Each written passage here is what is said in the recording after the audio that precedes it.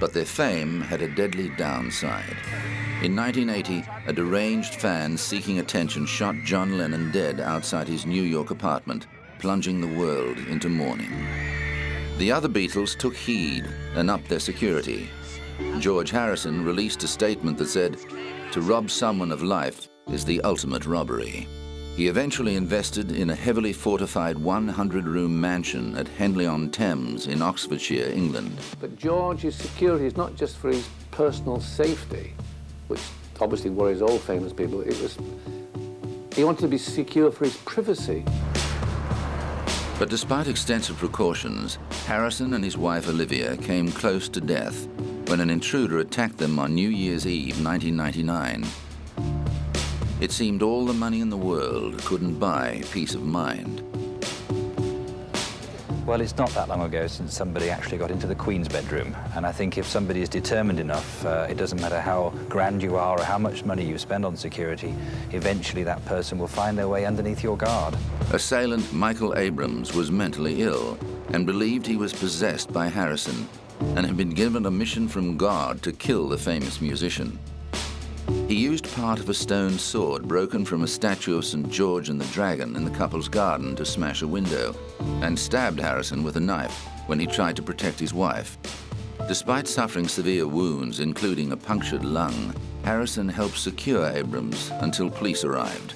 The couple was taken to nearby Royal Berkshire Hospital.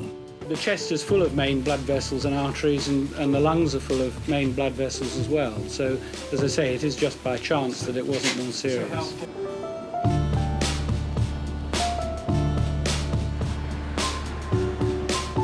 Harrison quipped that although he realized the man wasn't a burglar, he certainly wasn't auditioning for Harrison's band, the Traveling Wilburys. Who knows? It could be a number of things. It could be an obsessive fan, could be somebody who simply didn't like him. I don't know. When the matter went to court the following year, Harrison read a statement to court describing how he could taste blood in his mouth and heard his lung deflate as Abrams plunged the knife into his chest. "There was a time during this violent struggle that I truly believed I was dying," he said. Abrams was acquitted on the grounds of insanity and was admitted to a psychiatric institution for an indefinite period. Harrison became a virtual recluse until his death from cancer just a year later.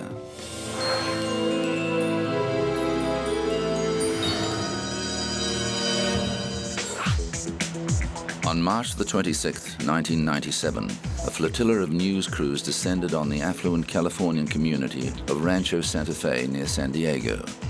They were responding to the disturbing news that 38 people had been found dead in an apparent group suicide. Police discovered that the dead were members of the Heaven's Gate organization, a religious cult led by 65-year-old Marshall Applewhite, who was also found dead at the mansion. Laid out neatly on bunk beds, the bodies were dressed in identical clothing, including brand new black and white Nike tennis shoes and armband patches reading Heaven's Gate Away Team. A square purple cloth covered their faces. The death scene had been cleaned up and photographed by a cult member who didn't go through with the suicide. Investigations revealed that Applewhite had convinced the group that a UFO was hidden behind the Hale-Bopp comet, which could be seen from Earth at the time, and that by committing suicide, their souls would be recycled into a new existence and taken away by the spaceship to another world. Applewhite had a history of mental illness. His acolytes believed he was the second coming of Jesus Christ. Sadly, they paid the ultimate price for their delusions.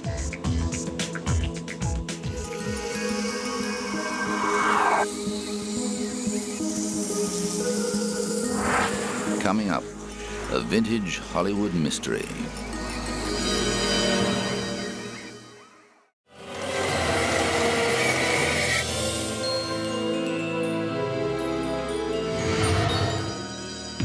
George Best was one of the greatest footballers of the 20th century, a player whose speed, balance, and goal scoring thrilled the nation again and again. His fellow Irishmen cheekily summed up his position in the footballing world as Maradona good, Pele better, George Best. But like so many with phenomenal talent, Best had equally powerful demons. In his case, a chronic alcoholism that led to his premature death at the age of 59 in November 2005. His dependence on drink also resulted in a very public fall from grace. At the height of his career, Best reveled in the opportunities presented to him by his stratospheric fame. Dubbed the fifth Beatle because of his mop of hair, football's pin-up boy partied long and hard. "I spent a lot of my money on booze, birds, and fast cars," he once said. "The rest I squandered." At one plush hotel, a valet recalled finding him in bed with the current Miss Universe and £20,000 in cash scattered over the bedclothes. The man himself said of his many conquests, "I went missing quite a lot. Miss England, Miss Wales, Miss World." But as the swinging 60s receded, so did Best's footballing career. In 1970, at the age of only 25, one of the greatest talents the footballing world has ever seen was on a downward spiral, fueled by constant drinking binges. They led to a conviction and 3-month jail term for drink driving and assaulting a police officer in 1984. But while Best was mortified at going to jail, Ford Open Prison had no complaints, scoring an impressive player for their football team. Best's wife at the time, former Playboy bunny Angela MacDonald James, stood by him, but the marriage ended shortly afterwards. In an interview following his release from prison, Best was both repentant and defensive. I did something that was wrong, and I had to pay for it.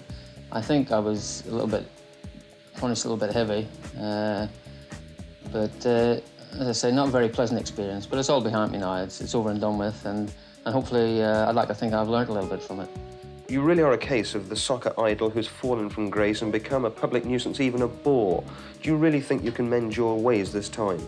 All my problems have been drink-related, and if I can stay off that, there's no reason. I'm very, very busy still. I mean, and I'm fed up reading this rubbish about me being a fallen idol, as if I'm lying in the gutter and I don't work. I earn more today than any other footballer in England. But Best was declared bankrupt just a few years later. His drinking worsened, and in 2002, his long-abused liver was replaced in a successful transplant. But amid much controversy, Best failed to mend his ways and was back in court 2 years later on a drink-driving charge. He was banned from driving for 20 months, but before the sentence could be completed, Best was dead from a kidney infection. At his request, the News of the World published a photo of him in hospital just before his death with the comment, "Don't die like me," reportedly a warning to others of the dangers of alcohol abuse.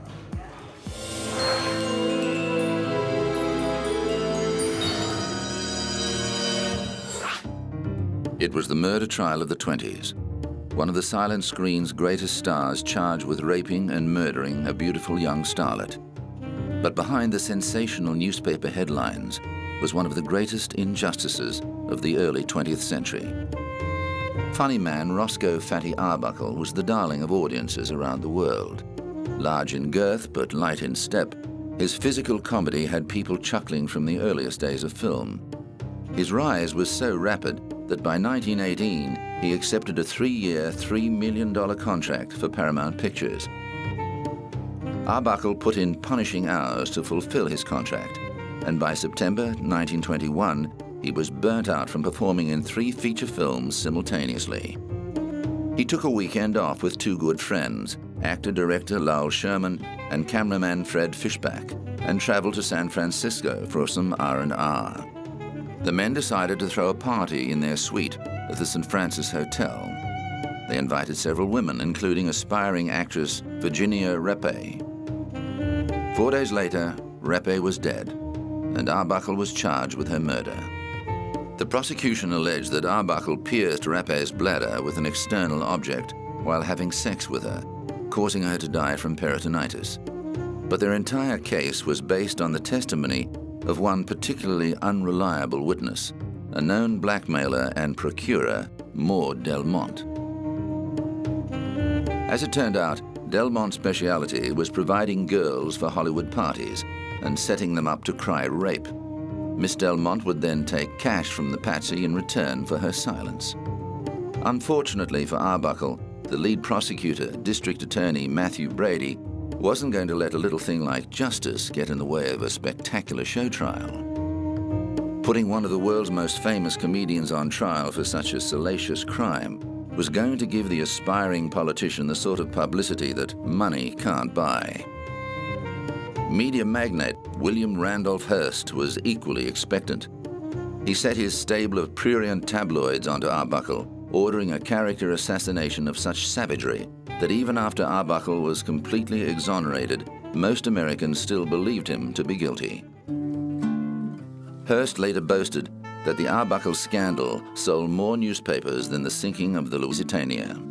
Producer Adolf Zukher bankrolled Arbuckle's defense, but most of the studios banned Arbuckle's colleagues from testifying on his behalf in case it tainted their own careers. Arbuckle's account of the evening in question was simple and believable, and backed up by most people at the party. He went to his room to change his clothes and found Virginia Rappe vomiting in the toilet. Thinking she was drunk, he helped her clean up and settled her in a bed so she could sleep it off. Arbuckle and others at the party later found her tearing at her clothes in great discomfort. They called hotel management, who settled her in her own room. She wasn't taken to hospital until 3 days later because everyone assumed her problems were caused by alcohol. The following day, she died from peritonitis, caused by a ruptured bladder. After the defense presented a letter detailing Delmont's plans to extort Arbuckle and listed her many convictions for racketeering, bigamy, fraud, and extortion, the judge threw out the rape charge, but he held Arbuckle could go to trial for manslaughter. When the case came to court, the first trial was declared a mistrial after the jury was unable to agree on a verdict. The second saw the same evidence presented, with the addition of a new testimony from a prosecution witness who revealed that the district attorney had forced her to lie. But still the jury was unable to come to an agreement, and the matter was forced to go back to the court. At the third time, it took the jury just 6 minutes to return a verdict of not guilty. They also read a statement of apology to the actor, saying they hoped the American people would accept their judgment that Roscoe Arbuckle is entirely innocent and free from all blame. Sadly, that wasn't enough to resurrect Arbuckle's career. The public had turned against him. Cinemas blacklisted his films, and he began to spiral into alcoholism. Arbuckle died of a heart attack in 1933, aged just 46, a broken and forgotten man.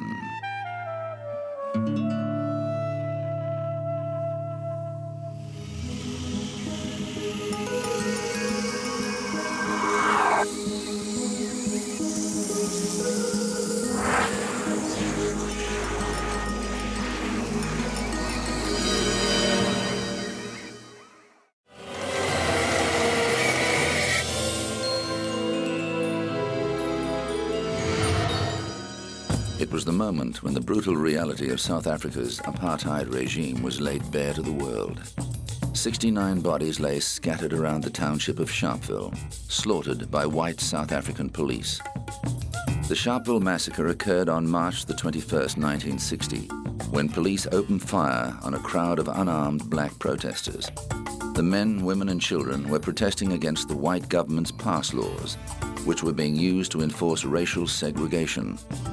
Several thousand people congregated at the Sharpeville police station, offering themselves for arrest for not carrying their passbooks, a peaceful but creative ruse to attract publicity to their cause. But the scene turned ugly and police panicked, barricading themselves behind a 4-foot wire mesh fence. Reinforcements were called in, including fighter jets and armored cars that attempted to scatter the crowd. Police Commander G.D. Pienaar later denied that he gave any order to fire. But shortly after the crowd reacted violently to police attempts to arrest a protester, police in the compound opened fire almost simultaneously with revolvers, rifles, and Sten guns. Just 2 minutes of shooting produced the shocking images that were broadcast to the world. More than 200 injured people flooded the local hospital. So many transfusions were needed that day that the blood bank ran out of stocks of black African blood and had to start using supplies donated by white Africans. The Sharpeville massacre shocked South Africans and enraged the world. Demonstrators marched through the streets of London to mourn the dead, and assembled outside South Africa House shouting, "Murder." But the South African government, led by Prime Minister H.F. Verwoerd, dug its heels in, despite finding itself isolated and besieged.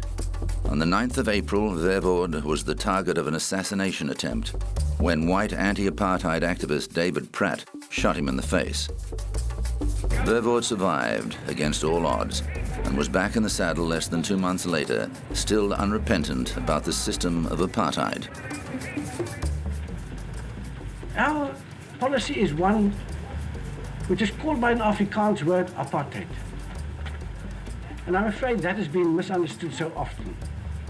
It could just as easily, and perhaps much better, be described as a policy of good neighborliness.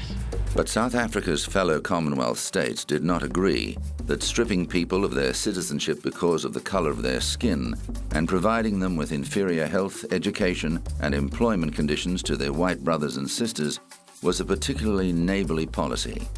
South Africa became a republic in 1961, which meant it had to reapply to join the Commonwealth.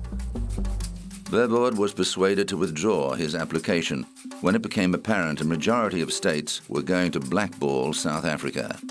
The country remained a pariah state until apartheid was removed from the statute books in the 1990s.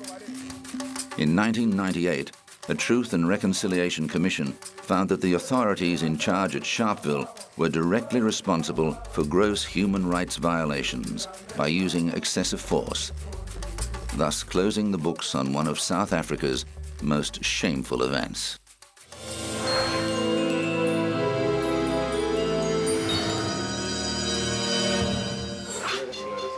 With the sun casting long shadows in a Caracas cemetery, the Venezuelan priest puffs a cigar and mumbles a few words about the life of Ishmael, a dead thief at the center of a strange cult devoted to criminals. Devotees of the Corte Malandra, or Gangsters' Pantheon, say the spirits of gangsters who once maintained a reign of terror in Caracas now provide protection against violent crime in a city where murders and robberies are rife. The Gangsters' Pantheon takes as its symbol a hawk on a motorcycle, one of Ishmael's tattoos, to honor him. The principal saint from the Gangsters' Pantheon is called Ishmael Quintana. All the others follow him. They're named Isabelita, Ratun, and Miguelito, and there are a lot more. These notorious criminals once preyed on poor hillside neighborhoods, but believers in the Corte Malandra say the spirits of the dead criminals are trying to make amends for their villainous past by protecting people and helping those who might be tempted into crime. When Ishmael was alive, he lived in Batari. He was a criminal who robbed. He robbed the people with money, and he gave the money to those who had none. He was like a kind of Robin Hood. Nina became a follower after spending 4 months in intensive care with a gunshot wound. She spends her days selling candles to offer at the tombs of Ishmael, the Rat, and Isabelita in South Caracas General Cemetery. She says she has seen pensioners, army generals, and even high-ranking police officers paying their respects at the tombs. En su mayoría, el 60% de las personas que vienen aquí 60% of the people who live here are older. que tienen hijos con problemas de conducta, Mothers who have children with problems, que drug tienen hijos addiction. con problemas de They have drogadicción, children who are in jail. que tienen hijos que están presos, They do drugs. que tienen hijos They que, have problems with the law. que So they tienden a come la here to droga ask o the de saints drogas o- to solve o their de problems. repente tienen problemas de justicia. The Villains Pantheon is part of the Maria Leonza cult. And not all followers of the goddess Maria Leonza believe the Villains Pantheon has a place. Invocar a la Corte Malandra es invocar energías negativas. ¿Qué tipo de energía? What type of dark Si energy nosotros can nos come from ponemos this? a hablar de que cuando tú invocas We don't sell any of that stuff, and we don't use it either. con fuerzas de la naturaleza, ¿qué tipo de energía? That would put us in touch with really bad vibes. Que es una Corte Malandra. Asesinos, ladrones, criminales de cualquier clase. These people are killers, criminals. Que en un momento tú los vas a invocar para que te ayuden con qué energía. Whenever you ask for their ¿Qué help, tipo de cosas puede what kind of devolverse? things might happen? cómo puede quedar el aura impregnada. But the cult remains popular with many people and has even spread as far as Cuba and Spain.